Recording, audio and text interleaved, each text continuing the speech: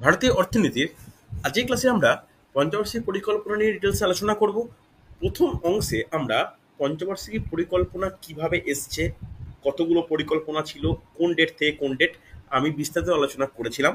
তবে কোনো পঞ্চবার্ষিকী পরিকল্পনায় একদম কোর টপিকটায় ঢুকিনি। আজকে যেটা শুরু করব, তো প্রত্যেক খাতায় হেডিং করো যে প্রথম পঞ্চবার্ষিকী পরিকল্পনা। ভালো করে নোট ডাউন করবে, খুব গুরুত্বপূর্ণ টপিক। প্রথম পঞ্চবার্ষিকী পরিকল্পনা। প্রথম পঞ্চবার্ষিকী পরিকল্পনা সঙ্গে সঙ্গে জিজ্ঞেস করব এটা কত সাল থেকে কত সাল। কে বলবে? আনমিউট করে বলো। আগের দিন লিখিয়ে দেওয়া ছিল ক্লাসে। কত সাল থেকে কত সাল? প্রথম পঞ্চবার্ষিকী পরিকল্পনা কত সাল থেকে কত সাল? তাড়াতাড়ি। 1951 থেকে 56। একদমই তাই, 1951 থেকে 56। 51 সালের 1 এপ্রিল থেকে। ঠিক আছে, আর একবার ব্যাকেটে জাস্ট লিখে নাও 1951 থেকে 1956। ঠিক আছে, চল এই পরিকল্পনা প্রথমেই যে পয়েন্টে আলোচনা করব, এই পরিকল্পনা কার ওপর ভিত্তি করে বা কিসের উপর ভিত্তি করে উপস্থাপিত হয়েছিল বা খসড়া নির্মিত হয়েছিল। নোট ডাউন করে নাও, হ্যারোড ডোমার মডেলকে সামনে রেখে। খুব গুরুত্বপূর্ণ, এই কথাটা জাস্ট লিখে নাও, হ্যারোড ডোমার মডেল। ওকে, হ্যারোড ডোমার মডেল। বা এই প্রশ্নটা প্রায়ই আসে যে কোন পঞ্চবার্ষিকী পরিকল্পনা হ্যারোড ডোমার মডেলকে সামনে রেখে নির্মিত হয়েছিল। যথেষ্ট গুরুত্বপূর্ণ পয়েন্ট হচ্ছে। নেক্সট পয়েন্ট লিখবে, যথেষ্ট ইম্পর্টেন্ট। এই টপিকটা আমি স্টার্ট দিয়ে রাখছি। কোশ্চেন দিয়েওছে যে এই যে প্রথম পঞ্চবার্ষিকী পরিকল্পনা, এর লক্ষ্যটা কি ছিল, মূল লক্ষ্য কি ছিল। দেখো, মূল লক্ষ্য ছিল সেই সময় না পরিস্থিতিটা যুদ্ধবিধ্বস্ত ভারত, অর্থাৎ দ্বিতীয় বিশ্বযুদ্ধ শেষ হয়েছে, ভারত সেই মতো অর্থনৈতিকভাবে সুদৃঢ় নয়। ইংরেজ সরকার চলে গেছে, ক্ষমতার হস্তান্তর করে ভারত নতুনভাবে নিজেকে দাঁড় করানোর চেষ্টা চলছে। তাহলে সেই সময় মূল লক্ষ্যটা কি ছিল? মূল লক্ষ্য ছিল সমাজতান্ত্রিক অর্থনীতি। এই কথাটা নোট ডাউন করে নাও, সমাজতান্ত্রিক অর্থনীতি। আমি যে কটা পয়েন্ট বলবো একটু ভালো করে পড়ে নেবে। সমাজতান্ত্রিক অর্থনীতি, এটা ছিল মূল লক্ষ্য। মূল লক্ষ্য তো বললাম বটে, তাহলে মূল লক্ষ্যের পরে যেটা জানা দরকার, অগ্রাধিকার। কোন কোন জিনিসের ওপর বা কোন কার কার ওপর বিশেষ অগ্রাধিকার দেওয়া হয়েছে, এই পয়েন্টগুলো কিন্তু ইম্পর্টেন্ট। তিনটে জিনিসের ওপর, চারটে জিনিস, তিনটে না চারটে জিনিসের উপর বিশেষ অগ্রাধিকার দেওয়া হয়েছিল। কোন কোন বিষয় লিখে নাও। প্রথম হচ্ছে কৃষি। ওকে, তাই এই হ্যারোড ডোমার মডেলকে বলা হয় যে এখানে মেনলি গুরুত্ব আরোপটা করা হয়েছিল কিসের উপর ভিত্তি করে? কাল্টিভেশন বা কৃষিকাজ। কৃষির উপর গুরুত্ব দেওয়া হয়েছিল। কৃষিকে ভালোভাবে এগিয়ে নিয়ে যাওয়ার জন্য সেচের উপর গুরুত্ব দেওয়া হয়েছিল। সেচের সঙ্গে শক্তি ও যানবাহন। ওকে, শক্তি ও যানবাহন, তাহলে এই চারটে বিষয়ের ওপর বিশেষ গুরুত্ব দেওয়া হয়েছিল প্রথম পঞ্চবার্ষিকী পরিকল্পনায়। এর সঙ্গে যেটা গুরুত্বপূর্ণ, সেচের কথা যে বললাম, সেচের মধ্যে কিসের কি কি উল্লেখ করা প্রয়োজন। সেচের মধ্যে এটা উল্লেখ করা প্রয়োজন, নোট ডাউন করে নাও, বহুমুখী নদী পরিকল্পনা। কথাটা শুনে থাকবে, বহুমুখী নদী পরিকল্পনা। এই বহুমুখী নদী পরিকল্পনা, এই ব্যাপারটা কিন্তু প্রথম পঞ্চবার্ষিকী পরিকল্পনার অন্তর্গত। কোন কোন নদীকে কেন্দ্র করে এটা গড়ে ওঠে? এটা তিনটা নদীকে কেন্দ্র করে এটা গড়ে ওঠে, একটা মহানদী, একটা শতদ্রু আর দামোদর। তাহলে তিনটে প্রকল্প গড়ে ওঠা, ছোট করে লিখে নাও।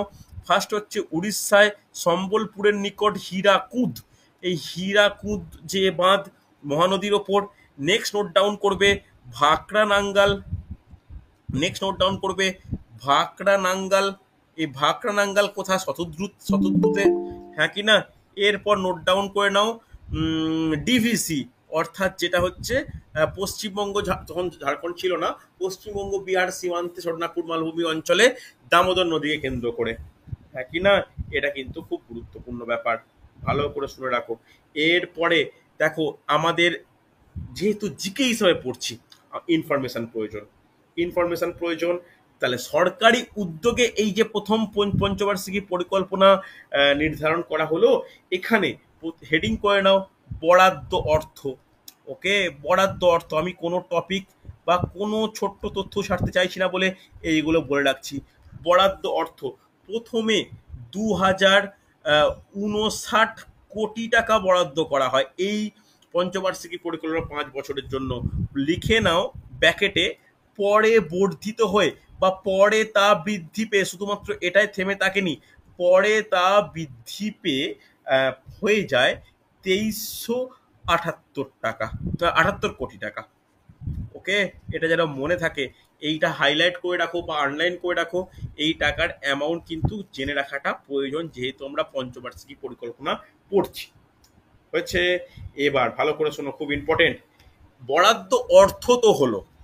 এইবার এই টপিকগুলো আমি কোনোদিন কোনো ব্যাচে আগে লেখাইনি, এখন লিখে রাখছি কারণ কোশ্চেন ফুটি আসছে। অর্থ তো হলো, ব্যয় হয়েছে কত? যেটা বরাদ্দ হয়েছে সেটাই কি ব্যয় হয়েছে? না, ব্যয় হয়েছে, লিখে নাও, 2012 কোটি টাকা। 2012 কোটি টাকা ব্যয় হয়েছে। ঠিক আছে, এই যে ব্যয় হয়েছে, এই ব্যয়টা আর একটা এক্সট্রা পয়েন্ট লিখে রাখো, সেই সময় অর্থাৎ ওই 5 বছরের জাতীয় আয়ের 4%। ওকে, জাতীয় আয়ের 4%। মনে থাকবে? দেখো, অ্যাডেড ইনফরমেশন আমি দিয়ে রাখছি, এগুলো কিন্তু মনে রাখাটা খুব ইম্পর্টেন্ট। হয়েছে? চল, এছাড়া আমার যেটা জানার প্রয়োজন, যে এই যে পঞ্চবার্ষিকী পরিকল্পনার মধ্যে কি কি গড়ে ওঠে, কি কি কি কি জিনিস হয়, কি কি হয়নি, কি কি সমালোচনা, কি কি, এগুলো আমাদের একটু জেনে রাখাটা প্রয়োজন। প্রথমেই যেটা জানার দরকার, যে পশ্চিমবঙ্গের নিরিখে, যেহেতু পশ্চিমবঙ্গের প্রচুর ব্যাপার রয়েছে, নোট ডাউন করবে প্রতিটা পয়েন্ট। এরকম 1 নম্বর পয়েন্ট নোট ডাউন করো, যে পশ্চিমবঙ্গের ক্ষেত্রে এটা খুব গুরুত্বপূর্ণ, যে 1953 সালে একটা বিশেষ উল্লেখযোগ্য ঘটনা ঘটে, যেটা এই পঞ্চবার্ষিকীর পরিকল্পনা ছিল। সেটা কি? ভূ সম্পত্তি গ্রহণ আইন। ঠিক আছে, লিখে নাও, ভূ সম্পত্তি গ্রহণ আইন। ভূ সম্পত্তি গ্রহণ আইন। ওকে, যথেষ্ট উল্লেখযোগ্য। এই আইনটা পেশ হয় 1953 সালে, এবং লাগু করা হয়, লিখে রাখো, লাগু করা হয়, বা আইনটাকে শুরু করা হচ্ছে, লাগু করা হচ্ছে ঠিক তার পরের বছর, অর্থাৎ 1954 সালে। হচ্ছে, এরপরে 2 নম্বর পয়েন্ট দেবে, খুব ইম্পর্টেন্ট, যেহেতু কৃষি নিয়ে কথা হচ্ছে, এখানে কিন্তু মনে রাখার প্রয়োজন যে পশ্চিমবঙ্গ ভূমি সংস্কার আইনও কিন্তু এই পঞ্চবার্ষিকী পরিকল্পনার মধ্যেই হয়। লিখে রাখো যে, আচ্ছা, এটাকে একটা হাইফেন দিয়ে লিখে নাও, ডাব্লিউবি, ওয়েস্ট বেঙ্গলের ক্ষেত্রে আমি কিন্তু বলছি। নেক্সট নোট ডাউন করে নাও, ভূমি সংস্কার আইন। ভূমি সংস্কার আইন, এটা কোথায়, মানে কার ক্ষেত্রে বলছি? এটাও কিন্তু বলছি পশ্চিমবঙ্গের নিরিখে। মনে রাখা প্রয়োজন, খুব ইম্পর্টেন্ট, প্রতিটা লাইন কিন্তু নোট ডাউন করবে। হচ্ছে, চলো, নেক্সট নোট ডাউন করবে, খুব ইম্পর্টেন্ট। এবার সারা ভারতের নিরিখে কি গুরুত্বপূর্ণ, সারা ভারতের নিরিখে 3 নম্বর পয়েন্ট করে লেখো, খুব ইম্পর্টেন্ট এই লাইন, এই যে কথাটা, যে প্রথম আর্থিক কমিশন, কোশ্চেন আসে, কত সালে প্রথম আর্থিক কমিশন গঠিত হয়? এটা আন্দাজে লিখে দিলেও বুঝতে পারবে যে প্রথম পঞ্চবার্ষিক পরিকল্পনা মানেই প্রথম আর্থিক কমিশন। লিখে নাও, প্রথম আর্থিক কমিশন গঠিত হচ্ছে কত সালে? 1951 সালে। মনে থাকবে? চলো, এর সঙ্গে 4 নম্বর পয়েন্ট যথেষ্ট গুরুত্বপূর্ণ, যে ইউজিসি কথাটা শুনে থাকবে তোমরা। ইউজিসি, ইউজিসি কিন্তু স্থাপিত হচ্ছে 1956 সালে। লিখে নাও, এই পরিকল্পনার অধীনে ইউজিসি, আমি ফুল ফর্ম লেখাচ্ছি না, লিখে রাখো, ইউনিভার্সিটি গ্র্যান্ড কমিশন, ইউজিসি স্থাপন। Important point. Next note down করবে 5 নম্বর পয়েন্ট, আর এই টপিকের লাস্ট পয়েন্ট, যে এখানে কি ঘটছে, আর একটা বিশেষ উল্লেখযোগ্য ঘটনা ঘটছে 1952 সালে।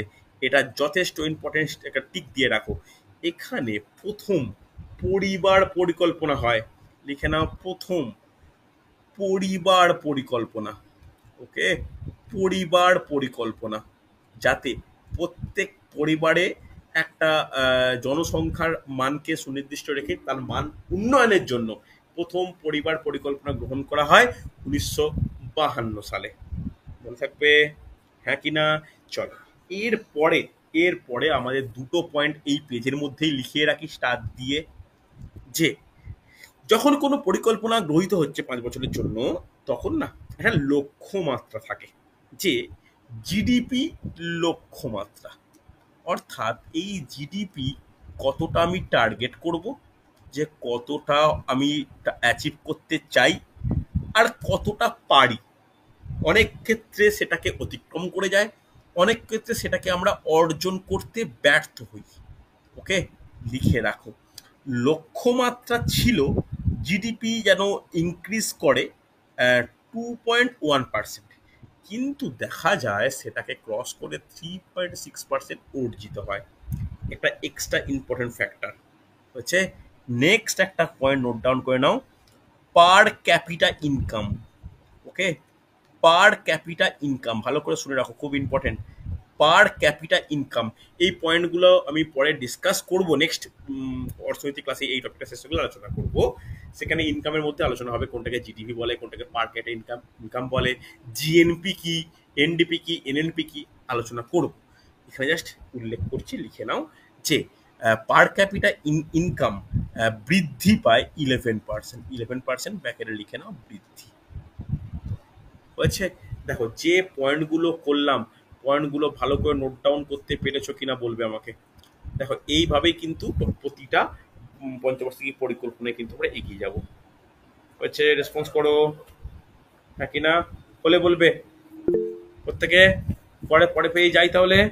চলো নেক্সট হেডিং করো, দ্বিতীয় পঞ্চবার্ষিকী পরিক্রমা। লেখা যদি অসুবিধা হয়, পেজটা শেষ হয়ে গেলে স্ক্রিনশট নিয়ে নিও। দ্বিতীয় পঞ্চবার্ষিকী পরিকল্পনা, দ্বিতীয় পঞ্চবার্ষিকী পরিকল্পনা, সালটা বলো কেউ একজন। আগের দিন আলোচনা হয়েছে, ডেট সহ বলবে, ডেট সহ বলবে কেউ একজন বলো। আগের দিন আমি লিখিয়েছিলাম প্রথম ক্লাসে, ডেট সহ, তাড়াতাড়ি। 1/4/1956 থেকে 32/3/1961। তাহলে এটা কত সাল? 1956 সালে শেষ হয়েছে প্রথম, 56 থেকে 1961, একই না? চল, প্রথম পয়েন্ট যেটা এই এই পয়েন্টের জন্য ইম্পর্টেন্ট, যে এই যে দ্বিতীয় পঞ্চবার্ষিকী পরিকল্পনা, এটা কার উপর ভিত্তি করে হয়েছে? এটা কোন মডেলের উপর ভিত্তি করে? লিখে রাখো, অধ্যাপক প্রশান্ত চন্দ্র মহালানবিসের মডেলের উপর ভিত্তি করে এই পরিকল্পনার খসড়া নির্মিত হয়। ঠিক আছে, চল লিখে রাখো। এটা কিন্তু যে কোনো কম্পিটিটিভ এক্সামে খুব প্রিয় প্রশ্ন, যে মহালানবিস মডেল কোনটা। ওকে, লিখে রাখো মহালানবিস মডেল, জাস্ট এইটুকু লিখলেই হবে। যেমন আগেরটা ছিল হার্ডোবার মডেল, এটা লিখে রাখো মহালানবিস মডেল। লেখা হয়েছে, চল ভালো করে শোনো, খুব গুরুত্বপূর্ণ। এই যে মহালানবিস মডেল, এই ধারণাটি গ্রহণ করেছেন কার থেকে? লিখে রাখো, লিখে রাখো, এটা এক্সট্রা পয়েন্ট বলে রাখি, যে রাশিয়ার ফেল্ডম্যানের থেকে কিন্তু উনি এই তত্ত্বটি গ্রহণ করেন। রাশিয়ার ফেল্ডম্যানের থেকে উনি কিন্তু এই তত্ত্বটি গ্রহণ করেন, যেই তত্ত্বের উপর ভিত্তি করে দ্বিতীয় পঞ্চবার্ষিকী পরিকল্পনা গৃহীত হয়। হচ্ছে, হ্যাঁ কি না, ভালো করে শোনো।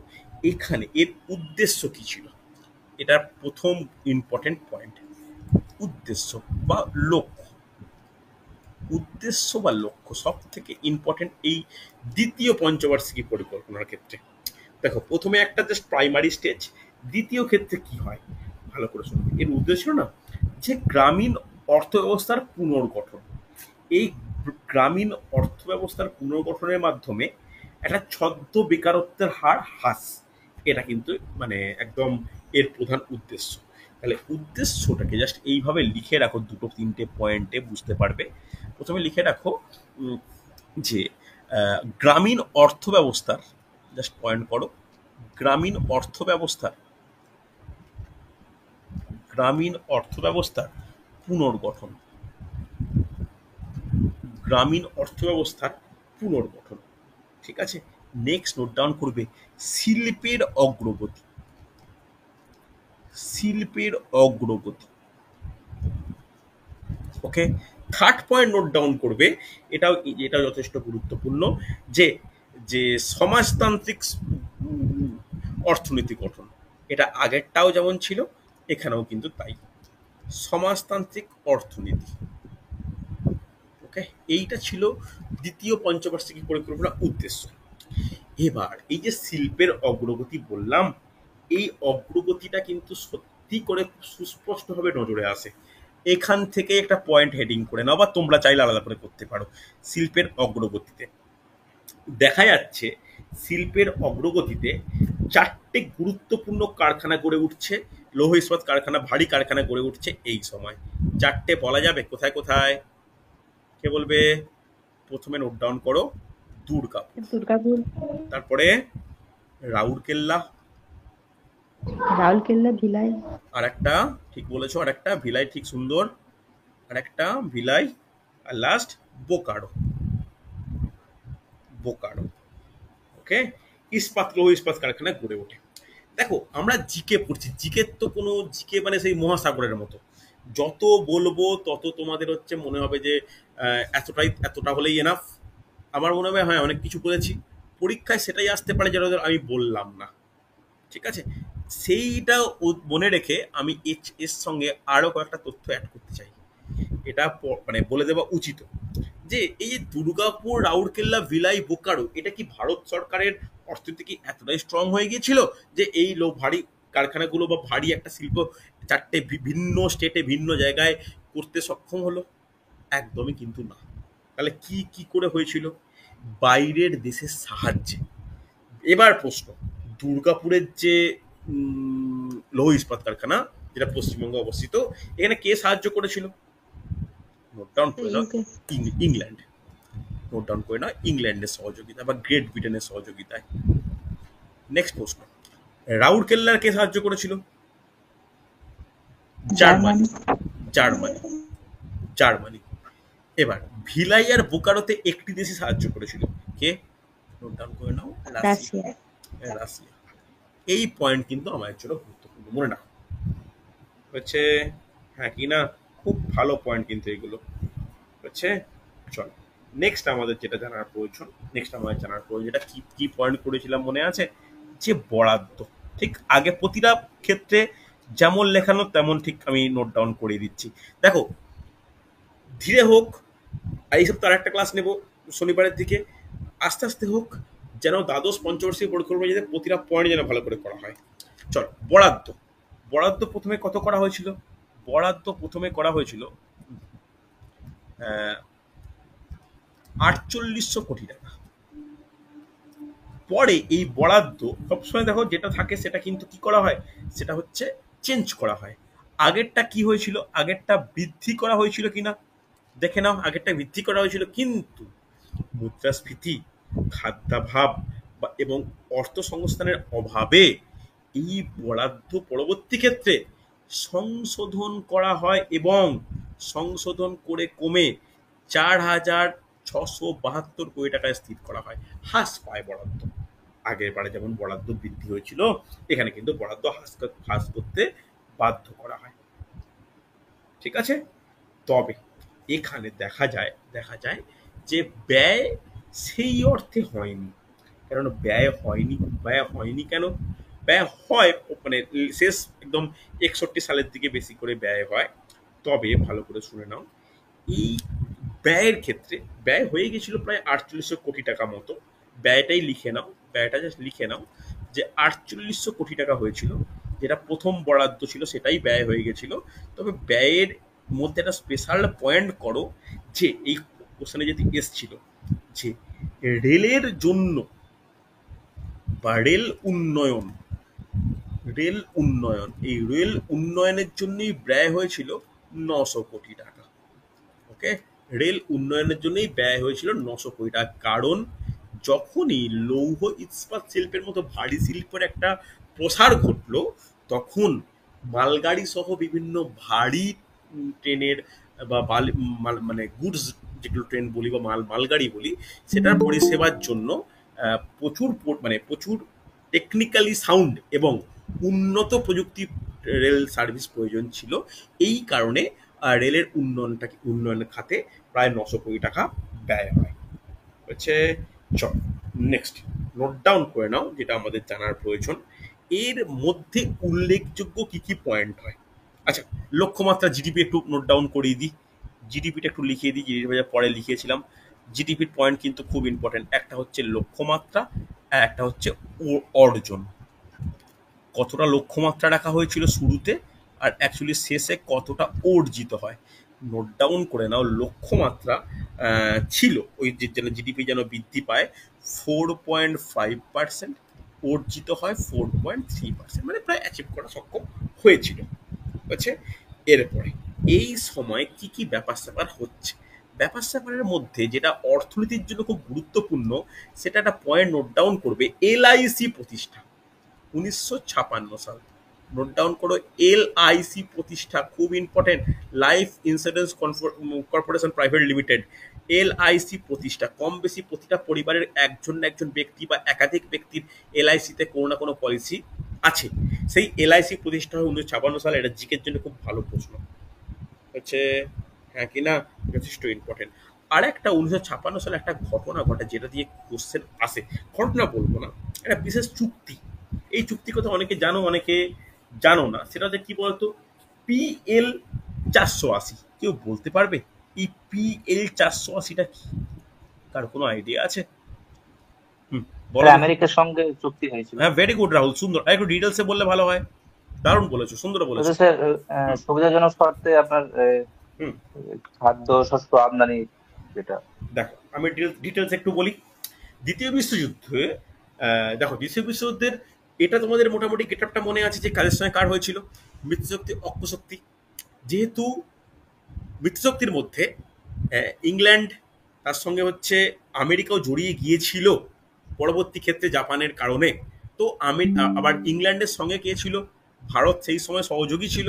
তো ভারতের সঙ্গে আমেরিকা সেই সময় একটা একই শক্তিতে ছিল, বা তখন সেই সময়ের প্রেক্ষাপটে একটা একটা মিত্র রাষ্ট্র বলা যেতে পারে। তো দ্বিতীয় বিশ্বযুদ্ধের পরবর্তী সময়ে উন্নত দেশগুলি বিভিন্নভাবে তৃতীয় বিশ্বের যে বিখ্যাত মানে বিধ্বস্ত যে দেশগুলো ছিল, এবার তৃতীয় বিশ্বের দেশগুলো বলে কোনটা, এই ভারত তার প্রকৃষ্ট উদাহরণ। এই তৃতীয় বিশ্বের যুদ্ধ বিধ্বস্ত দেশগুলিতে বিশেষ সাহায্য করা শুরু হয়। তাহলে এই পিএল 480 এটা হলো বিশেষ একটা চুক্তি।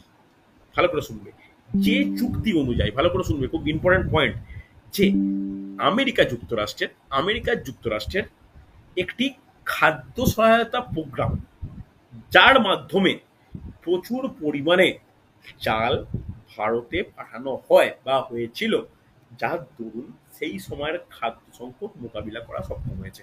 কতটা পাঠানো হয়েছিল আইডিয়া করতে পারবে? প্রায় 131 লক্ষ টন। ভালো করে শোনো, এতটা চাল ভারতে পাঠানো হয়েছিল। জাস্ট লিখে নাও যে ভারত ও আমেরিকার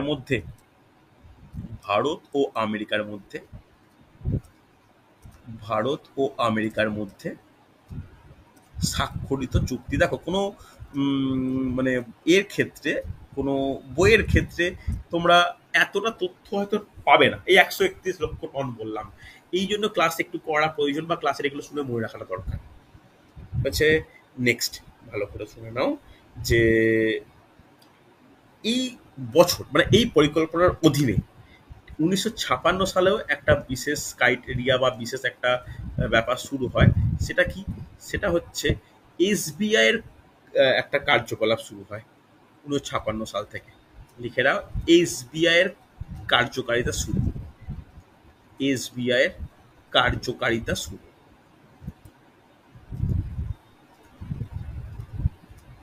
হচ্ছে। দেখো, মোটামুটি এই টপিকটা বা এই দ্বিতীয় বিশ্ব পরিকল্পনা, এই পয়েন্টগুলো করলেই হবে।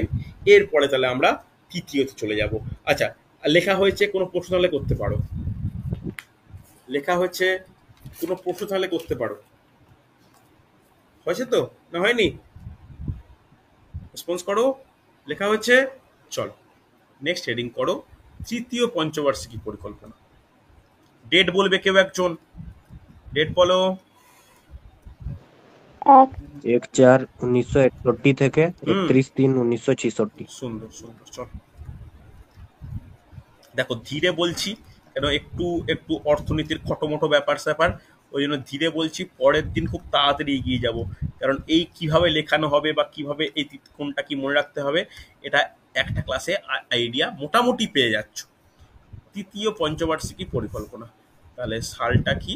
সালটা হচ্ছে 1961 থেকে 1966। 1966।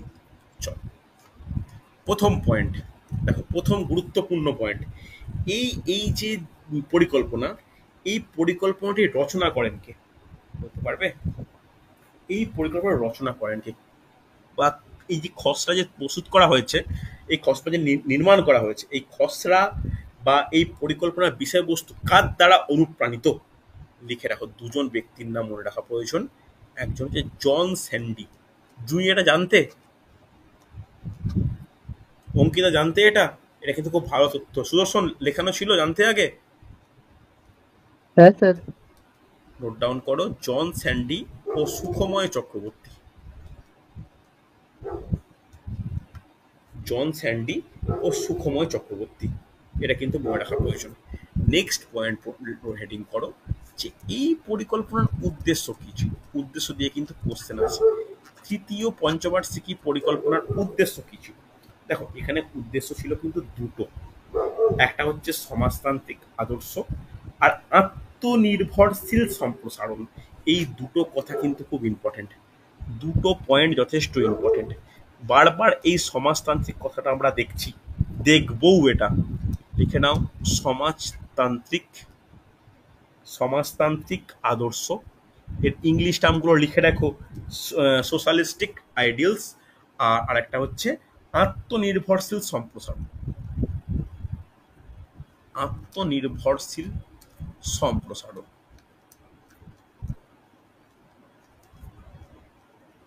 আত্মনির্ভরশীল সম্প্রসারণ, ইংলিশে বলতে গেলে সেলফ সাস্টেনিং গ্রোথ।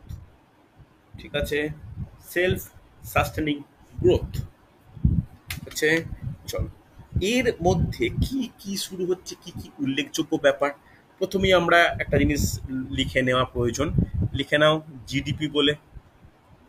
জিডিপি, জিডিপির দুটো পয়েন্ট বারবার লেখাচ্ছি, মনে রাখো।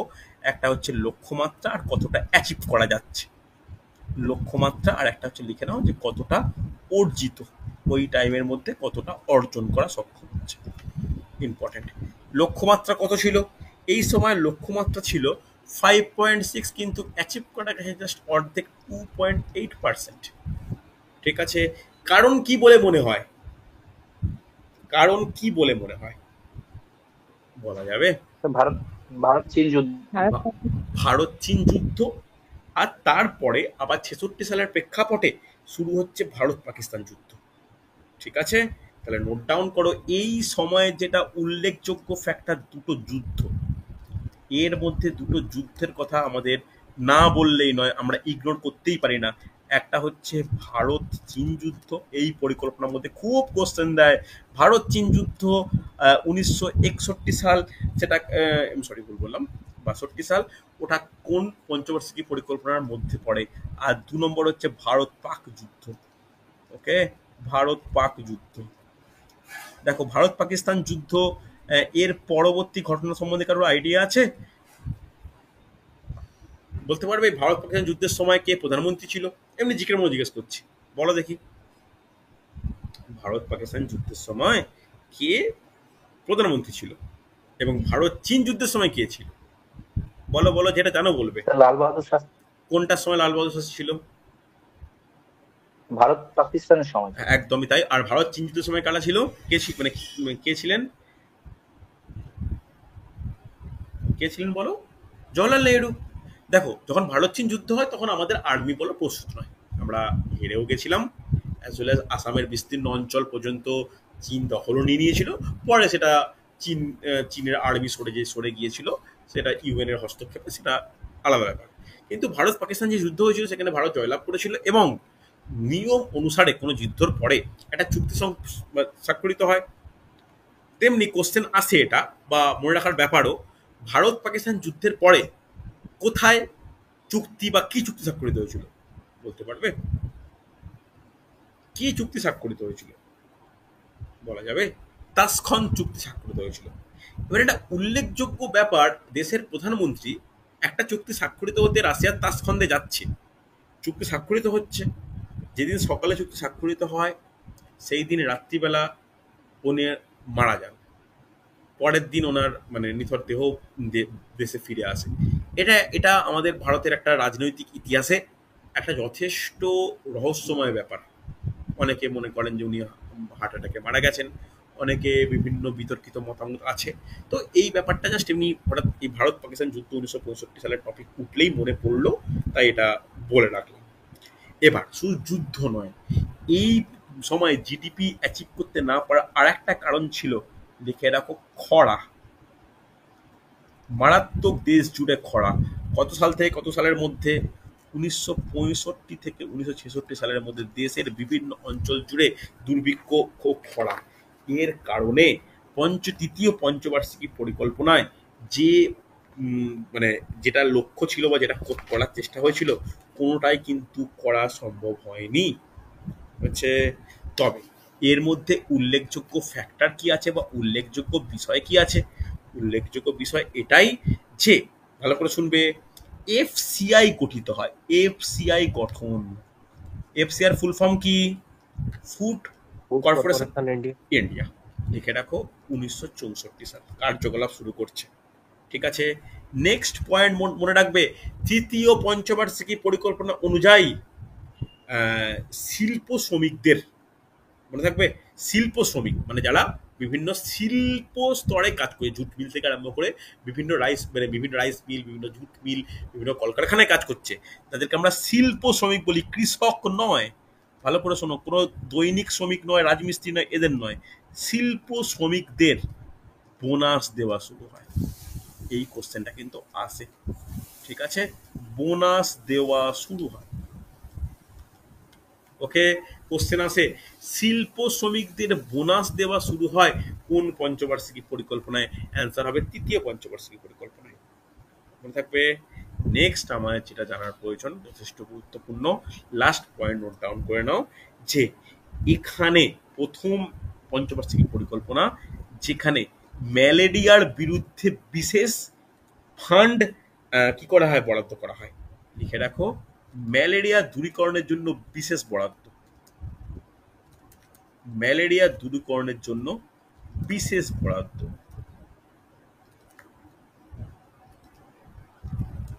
হচ্ছে যথেষ্ট ইম্পর্টেন্ট টপিক কিন্তু বললাম। হচ্ছে লেখা হচ্ছে। এবার নেগেটিভ দিকও আছে, নেগেটিভ তো বেশি ওই সময়টা ছিল। কি হয়, দ্রব্যমূল্য বৃদ্ধি পায়। লিখে রাখো, দ্রব্যমূল্য বৃদ্ধি পায় প্রায় 32%। ওকে, দ্রব্যমূল্য বৃদ্ধি পায় 32%। 32% দ্রব্যমূল্য বৃদ্ধি পাচ্ছে, মনে রাখো, খুব ইম্পর্টেন্ট পয়েন্ট এটা। দ্রব্যমূল্য বৃদ্ধি পাচ্ছে 32%। হচ্ছে, দেখো, তৃতীয় পঞ্চবার্ষিকী পরিকল্পনা কমপ্লিট। খুব ধীরে ধীরে বললাম, প্রথম, দ্বিতীয়, তৃতীয়, এই এতটাই আজকে এই ইকোনমিক্স ক্লাসে থাকুক। ভালো করে নোট ডাউন করবে। পরের দিন, এই সপ্তাহে একটা ক্লাস নেবো যেখানে এর মাঝখানে অ্যানুয়াল প্ল্যান বা বার্ষিক পরিকল্পনা তিনটি হয়েছিল, তিনটি কি কি ঘটেছিল, চতুর্থ, পঞ্চম থেকে নবম পর্যন্ত শেষ করব ওই ক্লাসে। ঠিক আছে, চলো আজকে তাহলে এতটাই। স্যার প্রথমগুলো একটু দেখান, স্ক্রিনশট নিন। আচ্ছা, প্রথমগুলো তো, এটা ফার্স্ট পেজ, স্ক্রিনশট নিয়ে নাও একটু। এটা সেকেন্ড পেজ, এটা থার্ড পেজ। ওকে, চলো আজকে তাহলে এতটাই।